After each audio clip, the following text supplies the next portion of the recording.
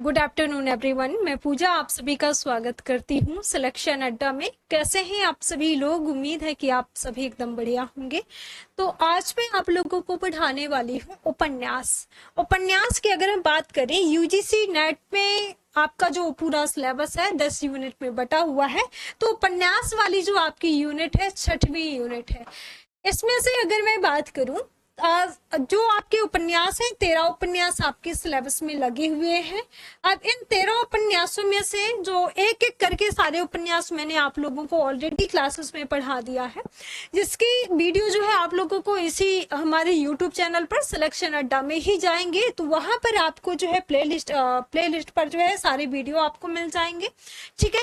इसके साथ साथ दूसरे आपके यूनिट है, जैसे कहानी की बात करूं और नाटक वगैरह और जो प्रैक्टिस सेट है, सारी क्लासेस आपको यहाँ पर मिल जाएंगी।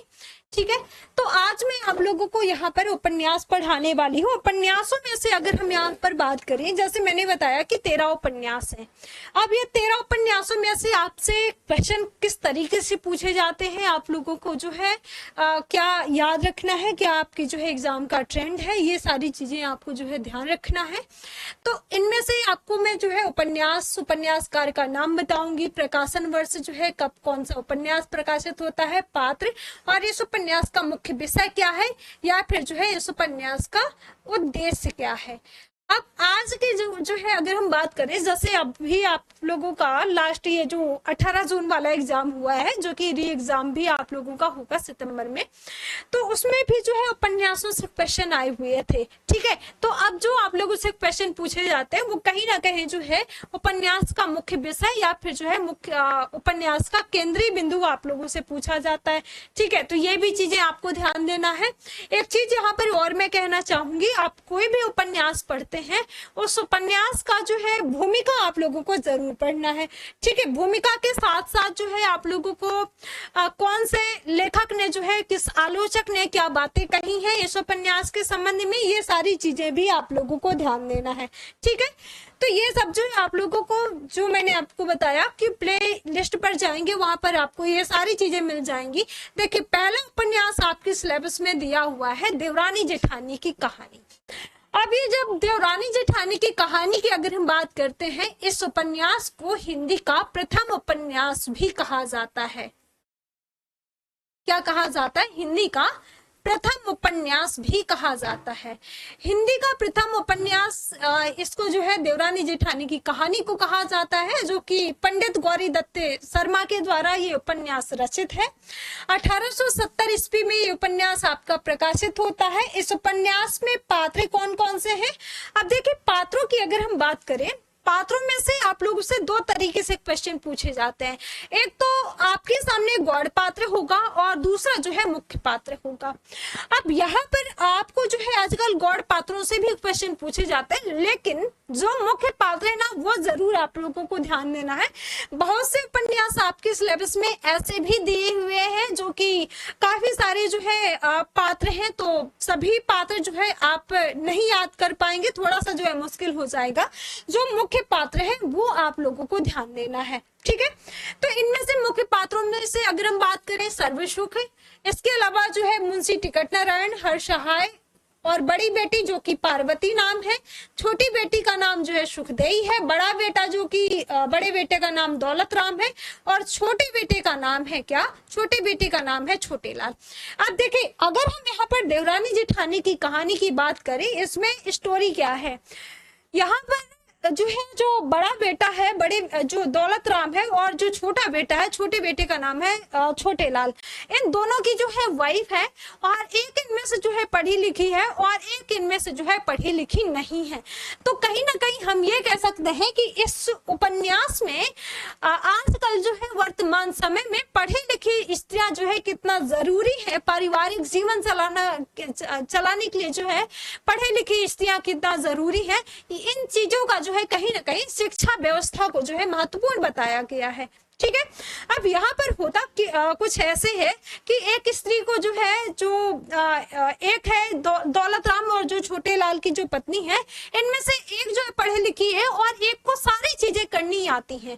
ठीक है, पढ़ाई में भी जो है अच्छी है, इसके अलावा घर के सारे काम, सिलाई बुनाई सब कुछ जो है करना आता है। ठीक है, और इस उपन्यास में अगर हम मुख्य विषय की बात करते हैं तो बाल विवाह में फिजूल खर्ची, परिवार में अलगाव जैसी समस्याएं यहाँ पर देखी जाती हैं। अब देखिए, मैंने जैसे बताया कि पढ़ाई को जो है यहाँ पर महत्वपूर्ण बताया गया है। अब कहीं ना कहीं अगर कोई भी लड़की जो है पढ़े लिखे होगी, वो अपने परिवार को अच्छे तरीके से चला सकती है। ठीक है, परिवार को और जो बच्चों की परवरिश है, सारी चीजें जो है अच्छे तरीके से चला सकते हैं। इसी वजह से कहा गया है कि आजकल स्त्रियों को पढ़ा लिखा होना कितना जरूरी है। ठीक है, इसमें जो है अलगाव जैसी, बंटवारा जैसी समस्याएं देखने को मिलती है, आभूषण प्रीता यहाँ पर देखने को मिलती है।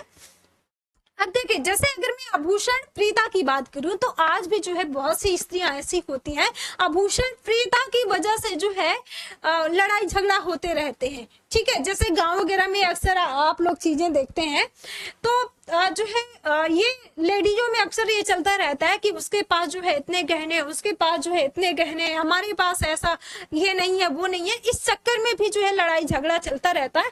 तो कहीं ना कहीं ये जो समस्याएं यहाँ पर देखने को मिलती हैं, देवरानी जेठानी की कहानी, यही सारी समस्याएं यहाँ पर देखने को मिलती हैं। ठीक है, तो आभूषण प्रीता, शिक्षा, स्त्री शिक्षा को बढ़ावा दिया गया है इसमें, माँ बाप का प्यार, बहुओं की समस्या तथा एक कौटुंबिक की कहानी देवरानी जेठानी की कहानी में जो है दिखाई गई है। ठीक है, तो इसको आपको ध्यान देना है। हिंदी का प्रथम उपन्यास इसको कहा जाता है।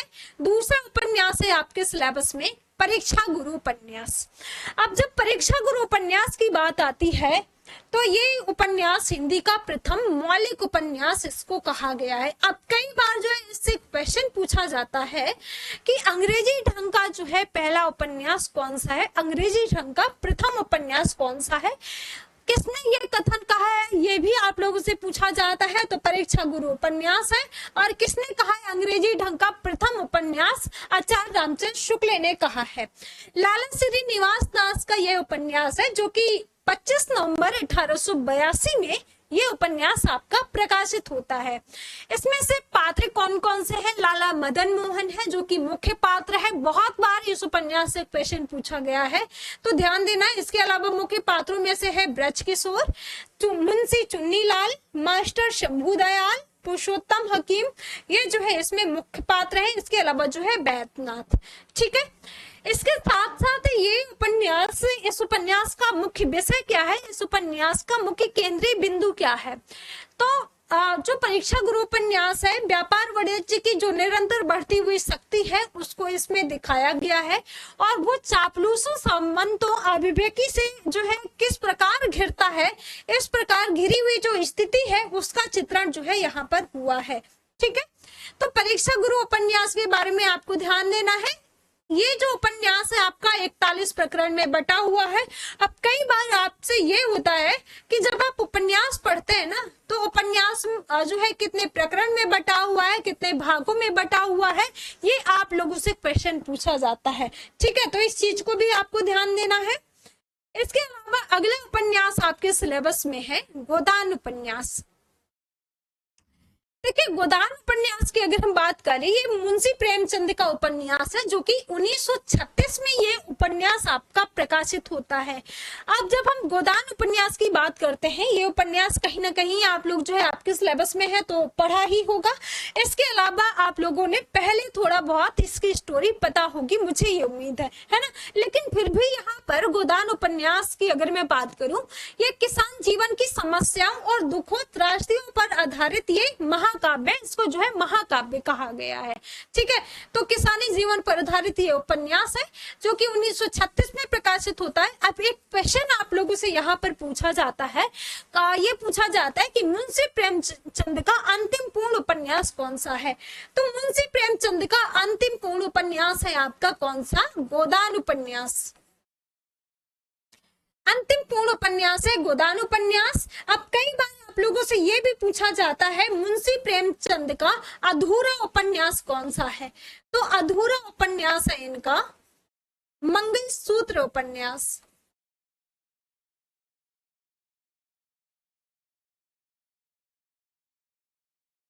मंगलसूत्र उपन्यास जो कि अधूरा उपन्यास है, इसको पूरा कौन करता है? मुंशी प्रेमचंद के बेटे ने इसको पूरा किया था।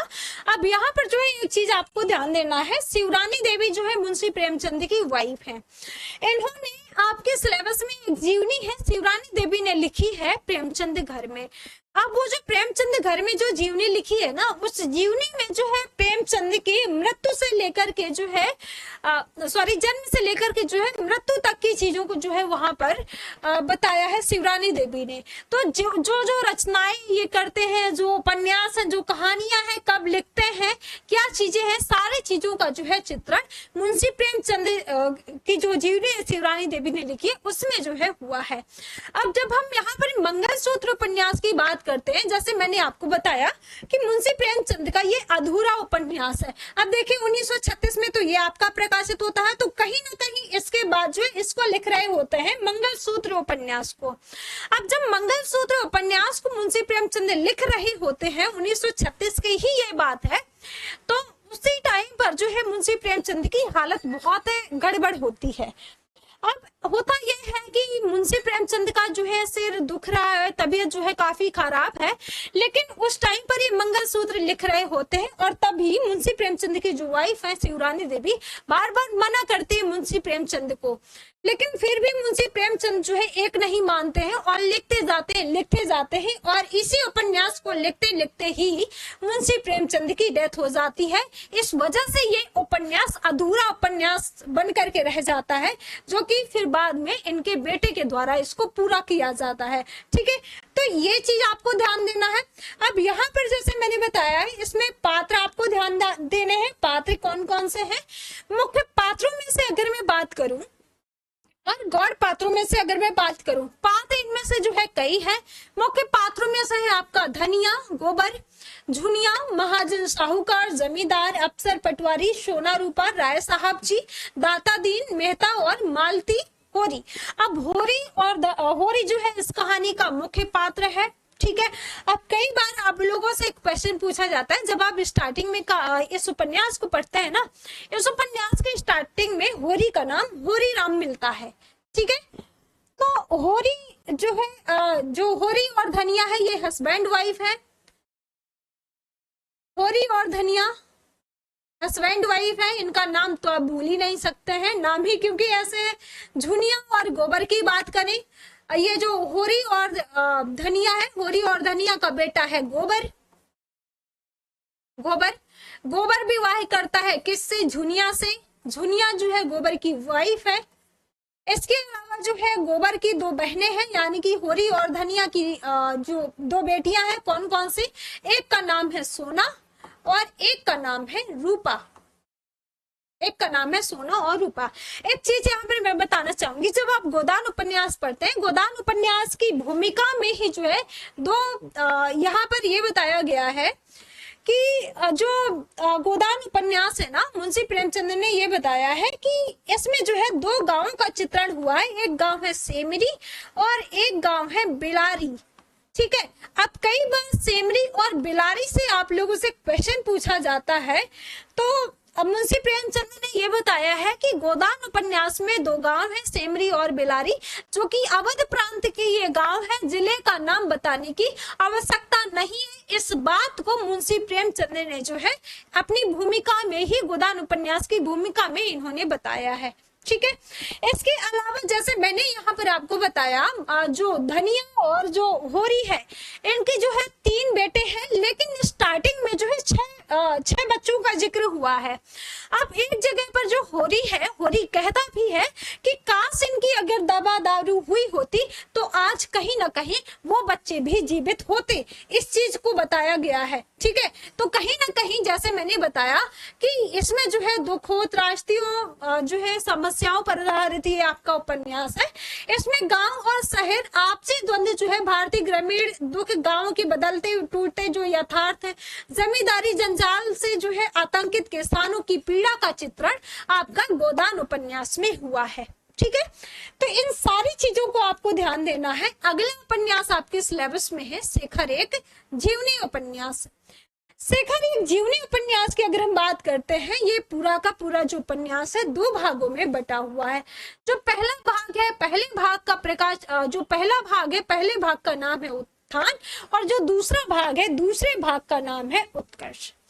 ये जो उपन्यास है आगे का उपन्यास है सच्चिदानंद हीरानंद वात्स्यायन का उपन्यास है, जो कि 1941 में प्रकाशित होता है।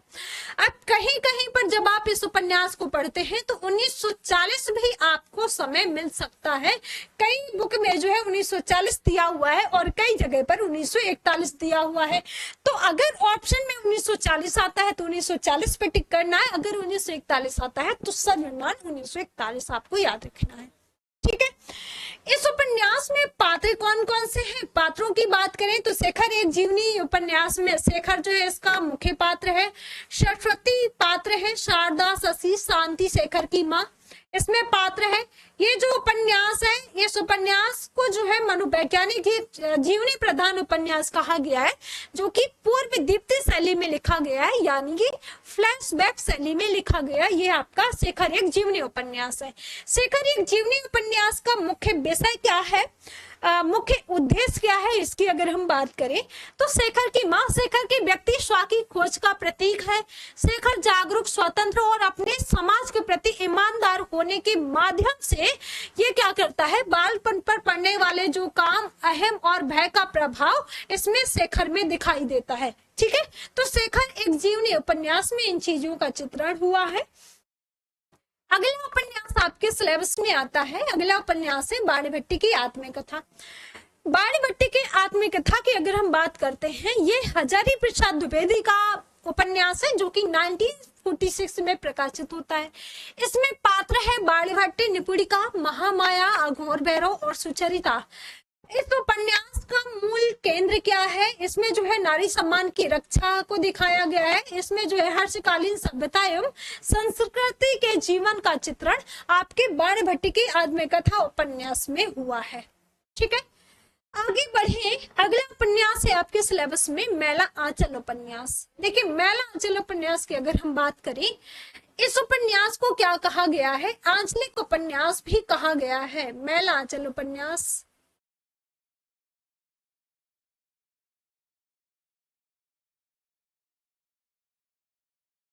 मैला आंचल उपन्यास, इसको जो है आंचलिक उपन्यास भी कहा गया है।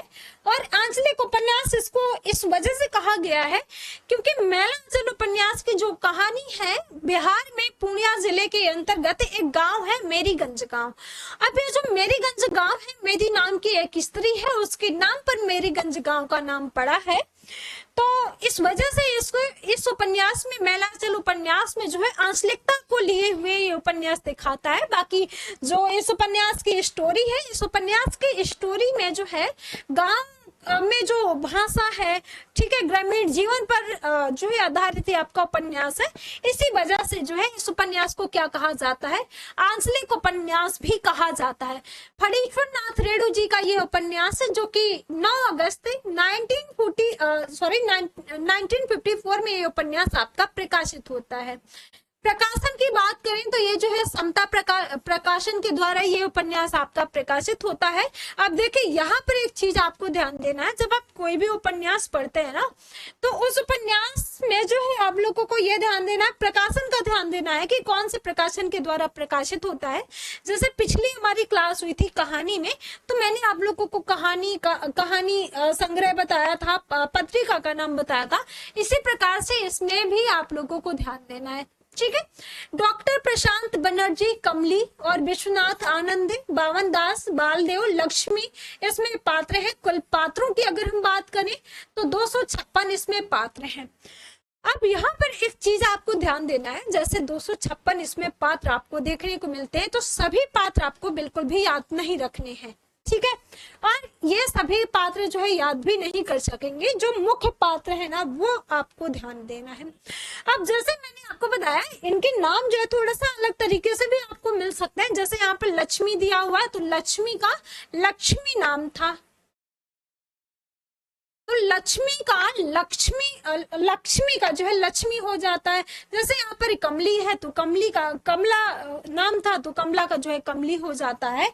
तो मैंने आपको स्टार्टिंग में क्या बताया कि आंचलिक उपन्यास है, सारी जो कथा है, सारी जो कहानी है वो कहाँ की है, मेरीगंज की है। मेरीगंज गांव जो है ये क्या है, एक गांव है जो कि इसमें आंचलिकता को दिखाया गया है। ठीक है, तो नाम कुछ जो है इस तरीके से आपको मिल सकते हैं। मान लीजिए कि अगर लक्ष्मी नाम है तो लक्ष्मी नाम है तो लक्ष्मी का जो है लक्ष्मी मिल सकता है। अगर किसी का राम प्यारी नाम है तो राम प्यारी का राम प्यारिया मिल सकता है। कई बार ऐसा होता है कि जो लोग गांव से होंगे तो इस चीज को समझ सकेंगे। तो गांव वगैरह में क्या होता है कि जैसे आजकल जो है नाम थोड़ा सा सीधे साधे बुलाए जाते हैं, लेकिन हमारे जो बूढ़े बुजुर्ग है ना तो आज भी जो है नाम को थोड़ा सा अलग तरीके से बुलाते हैं, है ना। तो जैसे राम प्यारी है तो राम प्यारी का राम प्यारिया हो जाता है। और राम प्यारी के बारे में जो है एक, जब आप इस उपन्यास को पढ़ते हैं तो इसमें राम प्यारी के बारे में एक कहा जाता है कि पूरे गांव में एक ही साबुन, गमकौआ साबुन जो है राम प्यारी के पास में ही है, जिसको नहाती है तो पूरा गांव जो है गम गम करने लगता है। ठीक है, तो ऐसी जो है कुछ इसमें कहानी है, ये पात्र है। इस उपन्यास की अगर हम बात करें तो गांव की विस्तृत तथा समग्र कथा जो है इस प्रकार कही गई है कि अंचल ही जो है इस उपन्यास का नायक बन गया है, आंचलिकता ही जो है इसमें नायक बन गई है। ठीक है, तो इस चीज को ध्यान रखना है आपको। अगले उपन्यास की ओर बढ़े। अगला उपन्यास आपके सिलेबस में है झूठा सच उपन्यास। झूठा सच उपन्यास 2 भागों में बटा हुआ है। पहले भाग का नाम है वतन और देश और दूसरे भाग का नाम है देश का भविष्य। कई बार ये होता है कि जब आप उपन्यास को पढ़ते हैं, उपन्यास में कितने भागों में कौन सा उपन्यास बटा हुआ है उसका क्रम आप लोगों से पूछा जाता है और आप लोगों से जो है उसका प्रकाशन वर्ष पूछा जाता है। ठीक है, तो 2 भागों में है जो कि ये उपन्यास भारत विभाजन की पृष्ठभूमि पर आधारित उपन्यास है। ये आपको ध्यान देना है, कई बार आपसे ऐसा क्वेश्चन पूछा गया है कि किस पर आधारित है। जो पहला भाग है, पहले भाग का प्रकाशन होता है 1958 में। पहले भाग का नाम है वतन और देश और जो दूसरा भाग है, दूसरे भाग का प्रकाशन होता है 1960 में और दूसरे भाग का नाम है देश का भविष्य। तो आपसे क्वेश्चन पूछा जा सकता है कि झूठा सच उपन्यास कितने भागों में बटा हुआ है, तो 2 भाग है और पहले भाग का प्रकाशन 1958 में होता है और दूसरे भाग का प्रकाशन 1960 में होता है। पहले भाग का नाम है वतन और देश और दूसरे भाग का नाम है देश का भविष्य। इस चीज को आपको ध्यान देना है। अगला है आपका, यहाँ पर पात्रों की बात करें तो पात्रों में है, मुख्य पात्रों में है आपका जयदेवपुरी। इसके अलावा तारा, कनक मुख्य पात्र है, राम लोभाया, पंडित गिरधारी लाल, डॉक्टर प्राणनाथ, शीला इसमें जो है मुख्य पात्र है, उर्मिला मुख्य पात्र है, सोमनाथ, असद और करमचंद ये जो है इसमें मुख्य पात्र है। ये जो उपन्यास है आपका, इस उपन्यास का उद्देश्य क्या है, इसमें जो है पाठकों के सामने विभाजन की त्रासदी का चित्रण हुआ है, जो कि मैंने आपको स्टार्टिंग में ही बताया कि ये जो झूठा सच उपन्यास है ना, भारत की विभाजन, भारत पाकिस्तान विभाजन की पृष्ठभूमि पर लिखा गया ये आपका उपन्यास है। ठीक है, यशपाल का जो है ये उपन्यास है, इस चीज को आपको ध्यान देना है। अगले उपन्यास की ओर बढ़े और अगला उपन्यास है आपके सिलेबस में मानस का हंस उपन्यास। मानस के हंस उपन्यास की बात करें, ये तुलसीदास के जीवनी चरित्र पर आधारित उपन्यास है और तुलसीदास को तो आप सभी जानते होंगे। ठीक है, ये तुलसीदास से जो है आपका राजापुर जिले में जो कि राजापुर जिले से संबंधित है ये। ठीक है, तो तुलसीदास की जीवनी पर आधारित है आपका उपन्यास है। अमृतलाल नागर का ये उपन्यास है जो कि 1972 में ये उपन्यास आपका प्रकाशित होता है। इसमें अगर हम पात्रों की बात करें तो पात्र है इसमें तुलसीदास, रत्ना यहाँ पर नाम लिखा हुआ है तो रत्नावली आप कर सकते हैं, पंडित दीनबंधु, मैना कहारिन, इसके अलावा बतासु, संत बेनी माधो, रामू द्विवेदी, पंडित गणपति, शामू की बुआ पार्वती, नन्नुक और मानकू और मोहिनी, ये सभी के सभी जो है इसमें पात्र हैं। ये जो उपन्यास है, इस उपन्यास का उद्देश्य क्या है, इस उपन्यास में अनास्था और अविश्वास के दौर में भारतीय आस्था और विश्वास के स्वर को बिखेरता हुआ ये उपन्यास आपका दिखाई देता है। ठीक है, तो मानस का हंस उपन्यास आपको ध्यान देना है। अगला उपन्यास आपके सिलेबस में लगा हुआ है राग दरबारी उपन्यास। राग दरबारी उपन्यास की जब बात आती है तो ये जो है व्यंग्य शैली में लिखा गया उपन्यास है। अब ये जो उपन्यास है ना आपका शिवपालगंज गांव का जो है इसमें वर्णन है। एक उपन्यास आपके सिलेबस में दिया हुआ है मेला आंचल उपन्यास। मेला आंचल उपन्यास में जो है मेरीगंज गांव का चित्रण है और इसमें जो है राग दरबारी में जो है शिवपालगंज गांव का चित्रण है। अब कहीं ना कहीं जो राग दरबारी उपन्यास है इसको भी जो है आंचलिक उपन्यास कहा जाता है। आंचलिक उपन्यास कहा जाता है क्योंकि शिवपालगंज गांव का वर्णन है इसमें। ठीक है, ये जो उपन्यास है आपका श्रीलाल शुक्ल का उपन्यास है जो कि 1968 में ये उपन्यास आपका प्रकाशित होता है। इसमें पात्र कौन कौन से हैं? इसमें पात्र है बैद जी जो कि मुख्य पात्र है, रंगनाथ जी मुख्य पात्र है, रुपन बाबू मुख्य पात्र है, बद्री नारायण जी जो है इसमें मुख्य पात्र है, सनीचर मंगलदास, इसके अलावा गया दीन बेला इसमें मुख्य पात्र है। और बेला के बारे में अगर मैं बात करूं तो जब आप इस उपन्यास को पढ़ेंगे ना तो बेला जो है ये स्त्री पात्र है और बेला को लेकर के जो है ऐसी कुछ चीजें जो है कही जाती है यहाँ पर। जब आप इस उपन्यास को पढ़ेंगे तो सारी चीजें आपको यहाँ पर देखने को मिलेंगी। ठीक है, ये जो उपन्यास है भारतीय शासन व्यवस्था एवं व्यक्ति में व्याप्त जो धोखाधड़ी है उसको यहाँ पर दिखाया गया है। भ्रष्टाचार जैसी समस्याएं यहाँ पर देखने को मिलती है, वंशवाद जैसी समस्याएं देखने को मिलती हैं, जातिवाद इत्यादि को उभारा गया है इस उपन्यास में आपका। ठीक है, तो राग दरबारी उपन्यास आपको ध्यान देना है जो कि व्यंग्य शैली में लिखा गया है। कई बार आप लोगों से पूछा गया है ये क्वेश्चन।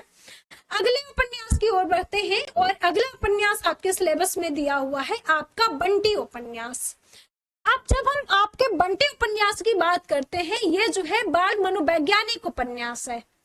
बाल मनोवैज्ञानिक उपन्यास क्यों इसको कहा जाता है? क्योंकि ये जो आपका बंटी उपन्यास है कुछ ऐसी समस्याएं होती हैं जो कि सारी की सारी समस्याएं बंटी को भुगतनी पड़ती हैं।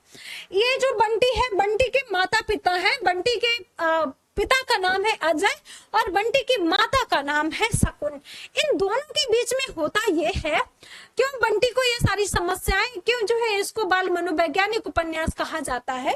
देखिए जो अजय और शकुन है इनके बीच में जो है लड़ाई झगड़ा चलता रहता है और इसी वजह से कहा जाता है कि कहीं ना कहीं जो हस्बैंड वाइफ के बीच में जो लड़ाई झगड़ा होता है ना वो बच्चों के सामने नहीं किया जाना चाहिए क्योंकि जो बुरा प्रभाव है वो बच्चों पर पड़ता है। ठीक है, तो कुछ ऐसी ही समस्याएं यहाँ पर देखने को मिलती है। अजय और शकुन दोनों के बीच में जो है लड़ाई झगड़ा चलता रहता है और एक दिन जो है कुछ ऐसी स्थितियां आती हैं कि अजय और शकुन को जो है अलग अलग रहना पड़ता है, यानी कि अजय और शकुन जो है ये अलग अलग शादी कर लेते हैं, इन दोनों का जो है तलाक हो जाता है। अब जब इन दोनों का तलाक हो जाता है तो अजय जो है मीरा से विवाह कर लेता है और शकुन भी दूसरा अपना विवाह कर लेती है किसी दूसरे व्यक्ति से। कुछ दिन होता यह है कि जो अजय और मीरा के पास में जो है बंटी को भेज दिया जाता है। तो जब बंटी अजय और मीरा के पास में जाता है तो बंटी को वो प्यार नहीं मिल पाता जो जब शकुन और अजय के साथ था, तो जो प्यार जो है उसको अपने माता पिता से मिलता था वो प्यार जो है वहां पर बंटी को नहीं मिलता है। ठीक है, तो अब वहां से अजय के पास से जो है बंटी पुनः वापस आ जाता है। इसके बाद जो है फिर अभी रहता है कहाँ? शकुन के पास में। अब शकुन भी दूसरी शादी कर लेती है और जिससे शादी करती है उसके पहले से ऑलरेडी 2 बच्चे होते हैं। अब जब शकुन उससे शादी करके जो है उसके घर जाती है और बंटी भी जो है साथ में जाता है तो वो प्यार जो है बंटी को वहां पर अच्छा लगता है। ठीक है, उस घर में जो है अच्छा नहीं लगता है।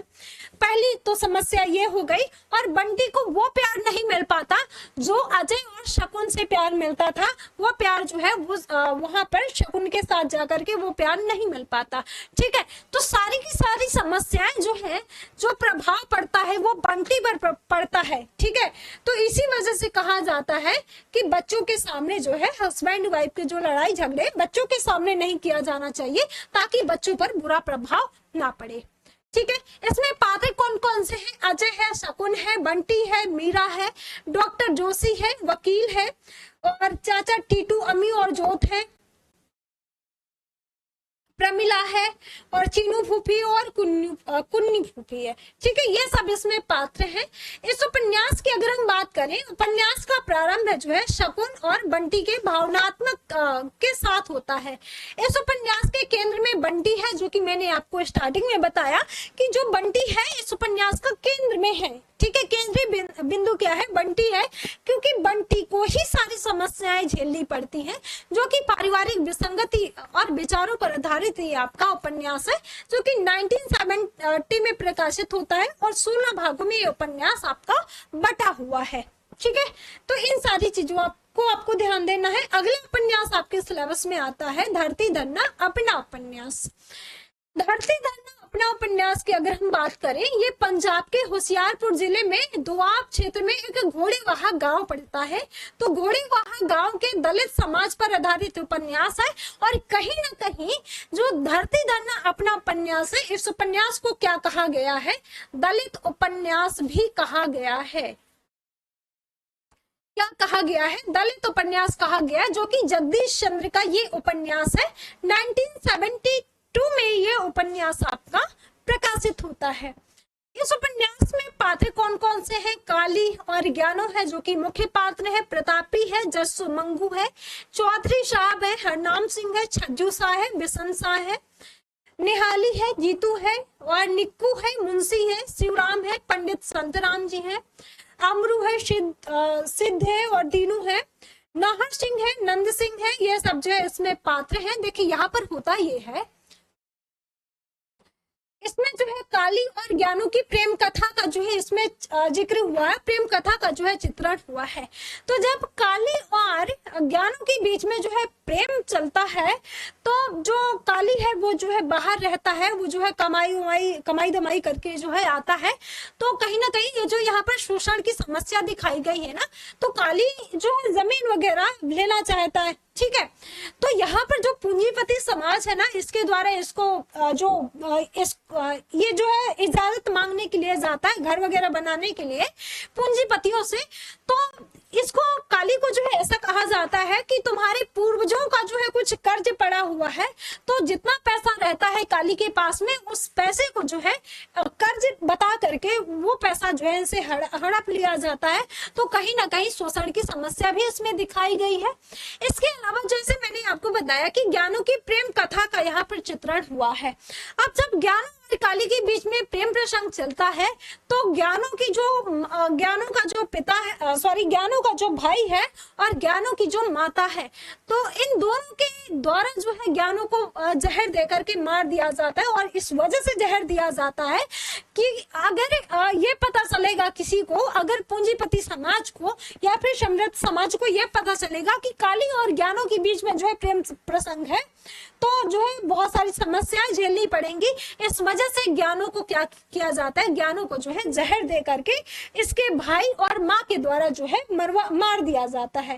ठीक है, तो कुछ ऐसी समस्याएं यहाँ पर देखने को मिलती है। इस उपन्यास की अगर हम बात करें, ये जो उपन्यास है, लेखक ने इस उपन्यास को स्वयं और आनंद को समर्पित किया है। तो इस चीज को भी आपको ध्यान देना है। धरती धरना अपना उपन्यास। अगले उपन्यास की ओर बढ़े। अगला उपन्यास आपके सिलेबस में दिया हुआ है तमस उपन्यास। तमस उपन्यास की अगर हम बात करें, भारत पाकिस्तान के विभाजन पर आधारित ये उपन्यास है, जो कि 1973 में उपन्यास ये प्रकाशित होता है। भीष्म साहनी जी का ये उपन्यास है। इस उपन्यास में पात्र कौन कौन से हैं? एक तो देशराज है, जो कि मुख्य पात्र है, मास्टर रामदास है, कश्मीरी लाल है, जनरैल सिंह है, लीजा है, इसके अलावा जो है शंकर लाल है, रिचर्ड है, वानप्रस्थी प्रधान है, रणवीर है और नत्थू है। देखिए नत्थू की अगर हम बात करें, ये कहीं ना कहीं जो है मुख्य पात्र है। ठीक है, मुख्य पात्र तो ये है, और ये जो सारी की सारी समस्याएं इसमें होती है ना तमस उपन्यास में, जो खून खराबा होता है और जो बहुत मार काट की जो है लड़ाई होती है ना, तो ये नत्थू जो है अपने आप को समझता भी है कि काश मैंने अगर जो है सुअर को नहीं मारा होता तो ये समस्याएं हमें नहीं झेलनी पड़ती। ठीक है, तो ये समस्याएं नहीं होती। होता ये है कि जो नत्थू है, नत्थू को 5 रुपए दे करके, नत्थू को जो है 5 रुपए दे करके नत्थू से सुअर मरवाया जाता है। ठीक है, 1 मिनट रुकिएगा आप लोग। नत्थू को जो है नत्थू से 5 रुपए देकर के शुअर मरवाया जाता है। अब जब शुअर मरवाया जाता है उस शुअर को ये कहा जाता है कि कोई हॉस्पिटल के कार्य के लिए जो है शुअर को मरवाया जा रहा है। लेकिन होता ये है कि कुछ विपरीत स्थितियां होती हैं और शुगर को मार करके जो है मस्जिद के दरवाजे पर फेंक दिया जाता है, सीढ़ियों पर फेंक दिया जाता है। ठीक है, तो अब जब जो मुस्लिम समाज है वो देखता है शुगर को मरा हुआ सीढ़ियों पर देखता है मस्जिद की, तो वो उनका जो है काफी खून खौलता है और काफी जो है बौखला जाते हैं। तो तभी उसी टाइम पर होता यह है कि एक गाय जो है मस्जिद के पास से गुजर रही होती है। अब जब गाय गुजर रही होती है तो कुछ मुस्लिमों के द्वारा जो है उस गाय का पीछा किया जाता है। तो जो हिंदू और जो मुस्लिम समाज है इन दोनों समाज के बीच में जो है काफी जो है लड़ाई झगड़ा होता है, मार पीट जैसी जो है स्थितियां, खून खराबा जैसी स्थितियां यहाँ पर देखी जाती हैं। तो कहीं ना कहीं जो नत्थू है वो अपने आप को इन सारी समस्याओं का दोषी समझता है। ठीक है, इसके अलावा इस उपन्यास की जो मुख्य उद्देश्य है, इस उपन्यास का जो मुख्य विषय है वो क्या है? तो उपन्यास की कथा वस्तु 1977 में पंजाब में हुए जो भयानक सांप्रदायिक दंगे हैं, सांप्रदायिक दंगों पर आधारित तमस उपन्यास है। इस उपन्यास में अगर हम बात करें, अगला उपन्यास सॉरी आपके सिलेबस में है जिंदगी नामा उपन्यास। जिंदगी नामा उपन्यास जो है कृष्णा सोबती का उपन्यास है, जो कि 1979 में ये उपन्यास आपका प्रकाशित होता है। इस उपन्यास में पात्र कौन कौन से हैं? अगर हम पात्रों की बात करें तो साहिजी है, साहिनी है जो कि मुख्य पात्र है, काशी शाह है, लाली शाह है, बिंद्रा दई है, सलामत अली है, राम्या है, नाजीर मेहर अली है, करतार सिंह है, करतार अली है, दिलबाग है और चुन्नी है, नेसी है, रेशमा है, चौधरी फतेह है और अली मोहम्मद दीन है।